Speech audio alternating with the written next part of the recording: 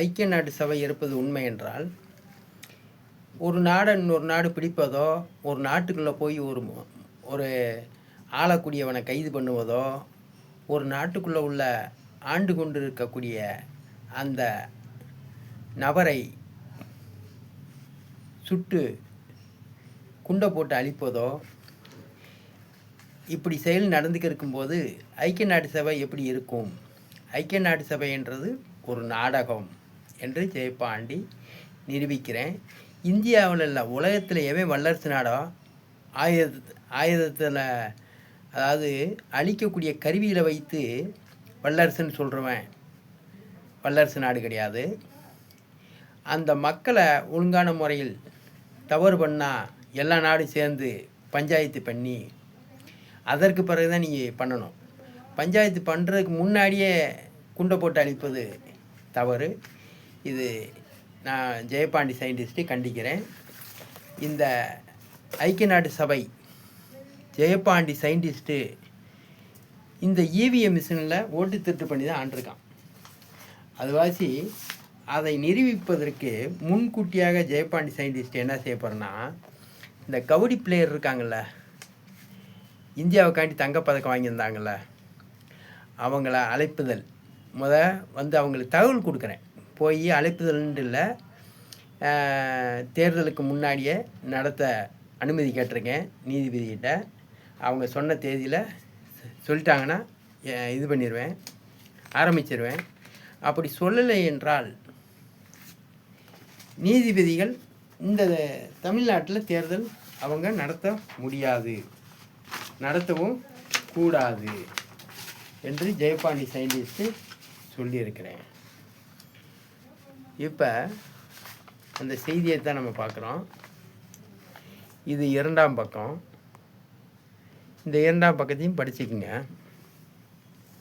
அதில் 3ஆம் பக்கம் வரும். 3ஆம் பக்கம்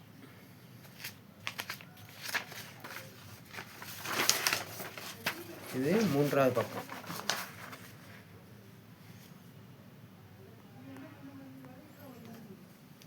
பார்க்குறீங்க, ஜெயபாண்டி சயின்டிஸ்ட்டு ஒரு படிப்பறிவு இல்லாதவன் தான், முதியோர் கல்வியில் படிச்சுக்கிட்டவன். ஒரு மதுரை மாவட்டம் முழுவதும் படிக்கிற பிள்ளைகளுக்கு சம்பளம் கொடுக்குறேன். என்னைய இவ்வளவு வளர்ச்சி அடைஞ்சு நாடு விஞ்ஞானத்தில் வளர்ச்சி அடைஞ்சு என்னைய வீட்டில் கூட கைது பண்ணலை. 13 மாதம் மதுரை சிறையில் இருந்திருக்கேன். அந்த 13 மாதம் மதுரை சிறையில் என் உண்மையான கேஸை போடுங்க, பொய் கேஸை வாபஸ் வாங்குங்க அப்படின்ட்டு ஜெயபாண்டி சயின்டிஸ்ட்டு சொல்லியிருக்கிறேன். ஒரு உண்மையான கேஸை ஜெயபாண்டிக்கு போட்டு எஃப்ஐஆர் ஃபைல் பண்ணி பத்திரிகையிலையும் டிவிலையும் அறிமுகப்படுத்தவில்லை. ஆனால் ஜெயபாண்டி சயின்டிஸ்ட்டு கத்தியை காமிச்சு வழிப்பறி பண்ணுனா, அரசன் பேக்கரியில் கத்தியை வச்சு எல்லாத்தையும் சொல்லட்டி விரட்டுனா அப்படின்லாம் எழுதுகிறான். படித்தவன், அதிகாரியாக இருக்கிறவன் எப்படி எழுதுகிறான்? அப்போ ஈராக் உடைய அவங்க ஆயுதம் வச்சுருக்காங்கன்னா, இப்போ இவ்வளோ தூரம் ஆயுதம் இருக்கிறதுனால தான் ஓரளவுக்கு பயந்துக்கிட்டு நிற்கிறேன். அந்த ஆள்கிட்ட எந்த ஒரு ஆயுதமும் இல்லைன்னா என்ன செய்வேன்? அந்த ஆளை அடிமையாக்கிடுவேன். அதனால் இன்றைக்கி இந்தியாவில் இவிஎம் மிஷினை எவையா உள்ளே கொண்டு வர சொன்னான்னு கேட்டால் எவனுமே பதில் சொல்ல மாட்டான். இவிஎம் மிஷினில் 20 கேள்விக்கு 24 ப்ராக்டிக்கலுக்கும் பதில் சொல்லுங்கண்டா எவனுமே சொல்லலை. இந்தியாவில் விஞ்ஞானி இருக்கீங்களாடா இல்லையாடான்னு கேட்டேன், அதுக்கும் பதில் இல்லை. ஆகையால் பிஓ ஜெயபாண்டி சயின்டிஸ்ட்டு என்ன சொல்லுகிறேன் என்றால், இந்த படிக்கக்கூடிய பிள்ளைகளுக்கு உங்களால் படிக்கிற நாளை வேலை பார்த்த நாளாக கருதி இழப்பீடு தொகை 7,02,000 ரூபா கொடுக்க முடியுமா? இது எந்த ஒரு அமெரிக்கா நாட்டிலையாவதும் நடந்திருக்குதா? இப்படி செய்கிறத விட்டுவிட்டு அதாவது நவீன ஆயுதங்களை வச்சு பாமர மக்களையும் ஆட்சி ஆளக்கூடியவனையும் கொள்வது தவறு. இன்றைக்கி ஈராக்கு எல்லா பேர்களுக்கும் பெட்ரோலு, டீசலு, கேஸு எல்லாம் கொடுக்குற அந்த நபரை கெட்ட வேண்டுறீங்க. ஆனால் அந்த அவங்க கொடுத்த பெட்ரோல் டீசல் கேஸு எல்லாம் கொடுத்ததெல்லாம் வாங்கி அனுபவித்த ஒரு இந்தியா கூட ஆதரவு தெரிவிக்கலை. அதாவது என்னென்னா, இப்போ தன்னுடைய பொண்டாட்டி இருக்கான்னா தன்னுடைய பொண்டாட்டியை வந்து தொடணும்னாலும் இன்னொருத்தங்கிட்ட கேட்டு தான் தொடணும்னா அதுக்கு பேர் பொண்டாட்டி இல்லைடா, விபச்சாரி. அப்போ அவவே ஒரு நாடு, அதை ஒரு பொண்டாட்டி மாதிரி தான் நாடு, அதை ஆளக்கூடியவன் தான் புருஷன். அப்போ அந்த நாட்டு மேலே, அந்த நாட்டில் இருக்கக்கூடிய பொருள்களை யாருக்கும் கொடுக்கணும்னாலும் இன்னொரு நாட்டுக்காரனை வந்து அனுமதி வாங்கி செய்யணும்னா அவனுக்கு நாடு இருந்தானே இல்லாட்டி என்ன. அதற்காக தான் நான் சொல்கிறேன். இப்போ உலகத்தில் நீங்கள் போகிற வல்லரசு நாடு நான் ஏற்றுக்கிறேன். எந்த நாட்டுக்காரனாவதும் இந்த படிக்கிற பிள்ளைக்கு இந்த மாதிரி சம்பளம் கொடுக்க முடியும்னா நீ உண்மையில் வல்லரசு நாடு. நீ ஐக்கிய நாடு சபைன்னு கூட்டலாம். ஐக்கிய நாடு சபையில் இருக்கக்கூடியவர்கள் யாராவதும் இந்த இதுக்கு ஆதரவு தெரிவி. ஜெயபாண்டி சயின்டிஸ்ட்டு படிப்பறிவே இல்லாமல் ஒரு கட்டட தொழில் வேலை பார்த்துக்கிட்டு இவ்வளோ விஷயத்தையும் செய்து முடித்திருக்கிறான் என்றதை ஜெயபாண்டி சயின்டிஸ்ட்டு நிரூபித்து காமிச்சிருக்கேன். உலகத்திலே இந்த நீதிபதிகளை போட்டு எவனும் வீடியோ போட முடியாது. இந்த வீடியோ அதாவது எதுக்காக போகிறேன்னா, கார்த்திகாவும் இந்த 2 மாணவரையும் சந்திக்க போகிறேன். அப்போ நான் சந்திக்க போகும்போது இப்போ என்கிட்ட வந்து ஆதார கார்டு இல்லை. அந்த ஆதார் கார்டு வர ஓடிபி வரும்ல, அந்த செல்ஃபோனு எல்லாமே சைபர் கிரைமில் இருக்குது, மதுரை சைபர் கிரைமில். நான் என்ன சொல்லிட்டேன், நான் பத்திரம் எழுதி எல்லாமே கொடுத்துருக்கேன் லெட்ரு மூலமாக.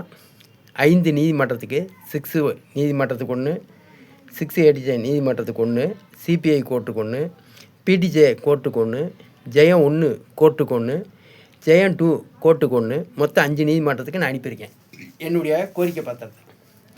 படிப்புக்கு சம்பளம் கொடுக்க வேண்டும். ஜெயபாண்டி சயின்டிஸ்ட்டு இன்றைக்கி வந்து இதை குறித்து இந்த மாணவிகளை சென்னைக்கு போய் தகவல் கொடுக்க போகிறேன். இன்றைக்கி என் கையில் ஆதார் கார்டு இல்லை. ஒரு லாட்சியில் போய் தங்கணும்னாலும் ஆதார் கார்டு இருக்கான்னு கேட்பான். அப்போ இப்போ எங்கள் அக்காவுடைய ஆதார் கார்டு, அது மூலமாக தான் சிம்மு வாங்கினேன், கடை வாங்கி தான் செல்லு வாங்கியிருக்கேன். இன்றைக்கி நான் வந்து ஒரு கடை வாங்கி தான் இந்த 2 பேரையும் பார்க்க போகிறேன். அப்போ கடை வாங்கி செல்ஃபோன் வாங்கினவன், ஒரு இடிஞ்ச வீட்டில் குடியிருக்கிறவன், ஒரு நல்ல துணி மாட்டாத ஜெயபாண்டி சயின்டிஸ்ட்டு இந்த படிக்கிற பிள்ளைகளுக்கு சம்பளம் கொடுக்க போகிறோம்ன்றான். ஒரு மதுரை மாவட்டம் முழுவதும் 10, 11, 12 படித்தவங்களுக்கு படிப்புக்கு சம்பளம், 10, 11, 12 படித்தவங்களுக்கு வேலை வாய்ப்பு. NSM சாகுல் ஹமீதுன்னு வெளிநாட்டிலேருந்து எனக்கு 50,000 ரூபா வட்டி இல்லாத கடை 2000 கொடுத்துருந்தாங்க. அந்த நிதி உதவி மூலமாக, யாபகர்த்தம் மூலமாக நான் வேலை வாய்ப்பு கொடுக்க இருக்கிறேன். ஆகையால் திங்கக்கிழமை அன்று ஜெயபாண்டி சயின்டிஸ்ட்டு ஒரு எம்டியாக இருக்கிறவன், ஒரு கட்டட தொழில் வேலை ஆகிறவன் இதை செய்ய முடியும்னு சொல்லும்போது, நம் இந்தியா பிரதமர், முதலமைச்சரை, இந்தியாவில் இருக்கிற பிரதமர் எல்லோரும் அந்தந்த மாவட்டத்தை தத்தெடுத்து இந்த வேலை வாய்ப்பை கொடுத்துட்டு தான் 2026 தேர்தலை நடத்த வேண்டும்ன்றதுக்கு தான் இந்த நிகழ்ச்சி ஏற்பாடு செய்திருக்கிறேன். ஜெயபாண்டி சயின்டிஸ்ட்டு, தமிழ்நாட்டு முதலமைச்சர், எல்லா கட்சியும் ஒன்று சேர்ந்து 2026 தேர்தலுக்கு முன்னாடி ஒவ்வொரு மாவட்டத்தை நீங்கள் தத்தெடுங்க. மதுரை மாவட்டத்தை ஜெயபாண்டி தத்தெடுத்துருக்கேன். இவங்களை சிறப்பு விருந்தினராக கூப்பிட இருக்கிறேன். இவங்க மூலமாக எத்தனை பேர் கபடி விளாண்டாங்களோ அவங்களும் சிறப்பு விருந்தினராக கூப்பிட்டு இந்த கல்விக்கு சம்பளம் கார்த்திகா மாணவிகளுக்கு கொடுப்பாங்க.